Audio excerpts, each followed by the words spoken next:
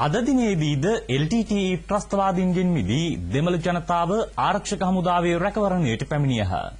55 සහ 58 වන සේනාංකවලට අමතරව 53 වන සේනාංකයටද දෙමළ ජනතාව විශාල වශයෙන් පැමිණි බව අප නියෝජිත සුජිත් විතානපතිරණ පවසයි.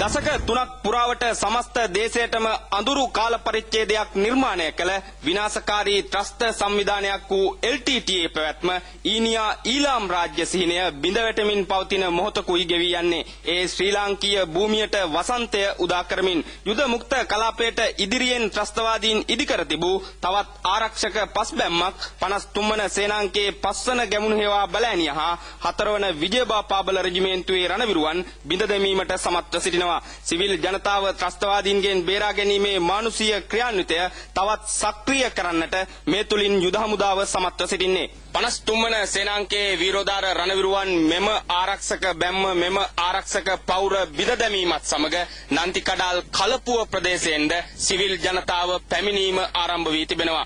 ප්‍රාණ අපකරුවන් මුදා ගැනීමේ මානුෂීය ක්‍රියාන්විතයේ 3 වන දිනය වන අද දිනේද 53 වන සේනාංකයේ ඉදිරි ආරක්ෂක ප්‍රදේශයට විශාල ජනතාවක් ආරක්ෂාව පතා පැමිණි ආකාරයයි මේ. යුද මුක්ත කලාපයේ සිරවී සිටි අහිංසක ජනතාව ආරක්ෂක හමුදාවන්ගේ රැකවරණ පතා පැමිණෙමින් සිටින්නේ. මේ ජනතාව අවබෝධ කරගෙන ඔවුන්ගේ රැකවරණය, ඔවුන්ගේ ආරක්ෂාව, ඔවුන්ගේ සුබසිද්ධිය ඇත්තේ ශ්‍රී ලංකා රජය සහ ආරක්ෂක හමුදාවන් සතුව පමණක් බව.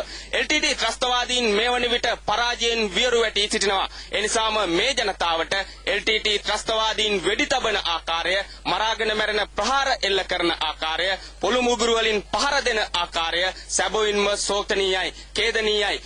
නන්තිකඩාල් කලපුවේ කරවටක් ජලයේ බැස ත්‍රස්ත ආරක්ෂක බැමි පසු කරමින් ගිරි දුර්ග තරණය කරමින් පෙළ ගැසී දරපැටවුන් වයෝවෘද්ධ දෙමාපියන් කරතියා මේ පැමිණෙන්නේ ඔවුන්ගේ සැබෑ නිදහස සොයා. මල් කැකුළුවන් මේ කුඩා දරුවන් යුද භූමියේ උව දුවපැන ඇවිදින්නේ, කෙලිදෙලේ යෙදෙන්නේ ඔවුන්ගේ ළමා ලෝකයේ නිදහස ලැබුණු බව අවබෝධ කරගෙන දැයි අපට සිතුණා. මෙසේ පැමිණෙන ජනතාව තම අමිහිරි අත්දැකීම් විස්තර කරනුයේ වේලුපිල්ලේ ප්‍රභාකරන්ට සාප කරමින් දෙමළ ජනතාව විනාශ කරන්නට මෙතෙක් බිහි වූ එකම ಜಾති ද්‍රෝහියා වේලුපිල්ලේ ප්‍රභාකරන් ලෙසයි ඔවුන් හඳුන්වා දෙන්නේ.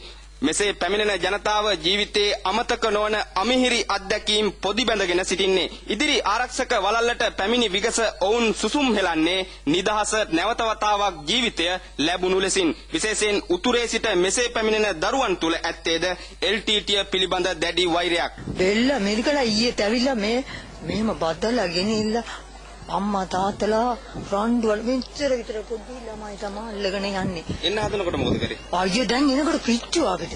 අපි ඔක්කොම වැටලා බුතිලාම එක්කෙනෙක් මැරිලා ඉන්නවා.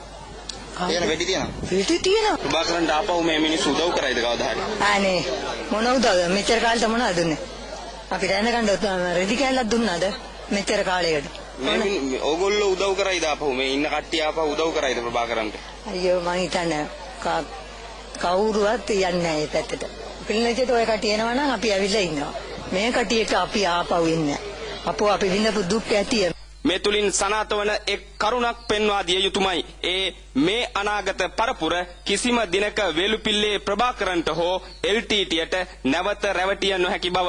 ඒ ඔවුන් මේ වන විට අත්විඳ තිබෙන කටුකත්වය මෙන්ම ඔවුන්ගේ අදහස් තුලින් ආරක්ෂාව පතා යුද හමුදාව වෙත පැමිණෙන මේ ජනතාවට අවශ්‍ය සියලු පහසුකම් මේ වන විටත් ක්‍රියාත්මකයි. 53 වන සේනාංකාධිපති මේජර් ජෙනරාල් කමල් ගුණරත්න, නියෝජ්‍ය සේනාංකාධිපති කර්නල් සුදත් පෙරේරා ඇතුළු හමුදා ප්‍රධානීන් අද දිනේ පැමිණි ජනතාවට අවශ්‍ය පහසුකම් එම ස්ථානයටම ගොස් සොයා බැලුවා. අනතුරුව ඉදිරි ආරක්ෂක වළල්ලද හමුදා ප්‍රධානීන්ගේ නිරීක්ෂණයට ලක් වුණා. විශේෂයෙන් රජයේ මැදිහත් වීමෙන් ප්‍රවාහන හා සෞඛ්‍ය ඇතුළු සියලු පහසුකම් මේ වන විටත් මෙසේ පැමිණෙන ජනතාවට සපයා තිබෙන්නේ. අද දිනේ මෙන්ම හෙට දිනේද තවත් ජනතාව මෙසේ සැබෑ නිදහස සොයා පැමිණෙන බව ඉතා විශ්වාසයි. ඒ ත්‍රස්තවාදයට එරෙහිව ඍජුව නැගී සිටිමින් වෙලුපිල්ලේ ප්‍රභාකරන් ප්‍රමුඛ LTTA ඊනියා ඊලාම් රාජ්‍ය වෙනුවෙන් ගෙන ගිය වැඩපිළිවෙල තුලින් සමස්ත ජනතාවම අසරණ වූවා පමණක් නොව මේ ජනතාවට ඉතිරි උනේ ඇදිවත පමණයි,